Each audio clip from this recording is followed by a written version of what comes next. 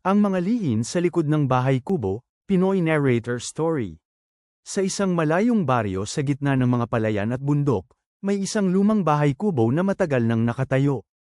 Tahimik ang paligid, tila ba'y hinihintay ang muling pagbabalik ng isang kwento. Ito ang kwento ni Aya, isang dalagang galing Maynila, na pinadala ng kanyang ina sa probinsya para magbakasyon.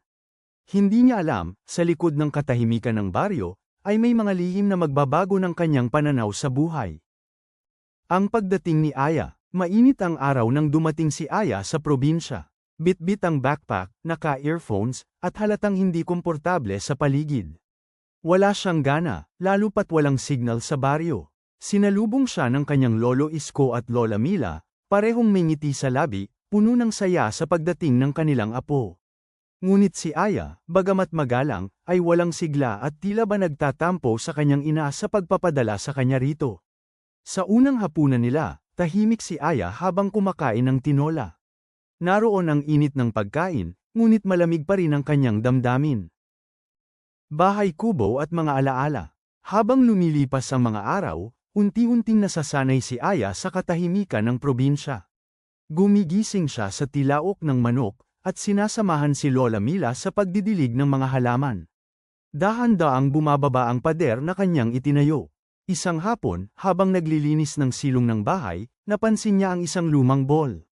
Binuksan niya ito at natagpuan ang isang lumang journal. Nakasulat sa unang pahina, para sa magiging apo ko Lola Pina.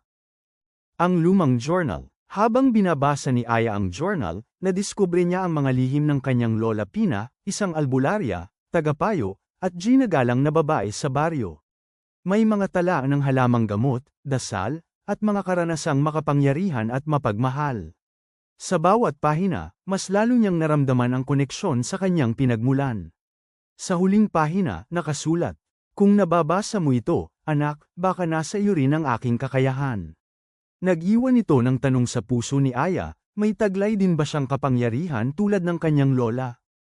Unang lunas. Kinabukasan, may nilanat na kapitbahay. Walang available na nurse mula sa health center. Si Lola Mila ang tumawag kay Aya at sinabing sundin ang race data mula sa journal. Bagamat nag-aalangan, sinubukan ni Aya ang mga tagubilin. Maingat niyang nilaga ang mga dahon at inihanda ang halamang gamot. Makalipas ang ilang oras, bumuti ang pakiramdam ng may sakit. Nagpasalamat ito at sinabi, "Parang ikaw si Lola Pina." Hindi makapaniwala si Aya. Parang may gumising na bagong damdamin sa kanya, isang tiwala sa sarili na hindi niya dati nararamdaman. Engkanto ng gubat. Isang gabi, habang naglalakad malapit sa gubat, may narinig si Aya na himig ng isang lumang awit. Sinundan niya ito at nakita ang isang matandang babae na tila kumikislap sa ilalim ng liwanag ng buwan. Isang diwata. Nakangiti ito kay Aya at nagsalita, "Hindi lahat ng lakas ay nakikita. Minsan, ito'y nararamdaman at ibinibigay ng kusa." Nagising si Aya kinabukasan na may hawak na bulaklak, hindi niya matandaan kung kailan niya ito pinulot.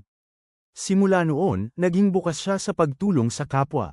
Tinuruan siya ni Lola Mila ng mga simpleng hilit, habang ang mga tala sa journal ay kanyang pinag-aaralan. Tinig ng pamilya. Dumating ang araw na hindi inaasahan ni Aya, dumating ang kanyang ina mula Maynila. May kaba sa kanyang dibdib, ngunit sa halip na sermon, isang yakap ang dumating. Ang ina ni Aya ay lumuluha, humihingi ng tawad sa pagkakalayo nila. Si Aya naman ay tahimik, ngunit sa kanyang puso, ramdam niya ang pagmamahal. Sa wakas, naintindihan nila ang isa't isa. Sa simpleng usapan sa ilalim ng buwan, muling nabuo ang ugnayan ng mag-ina. Mula sa isang dalagang naligaw sa sarili, si Aya ay naging tagapagmana ng kaalaman, pagmamahal, at katahimikan ng kanyang pamilya. Ang bahay kubo ay hindi na lamang tahanan ng alaala, kundi isa ng pugad ng panibagong simula. Sa bawat halamang itinanim, sa bawat panalangin na binitiwan, at sa bawat tulong na ibinigay, si Aya ay hindi na isang panauhin sa baryo, isa na siyang tunay na tagapagmana ng kabutihan. Minsan, ang lihim ng sarili ay matatagpuan sa katahimikan ng tahanan.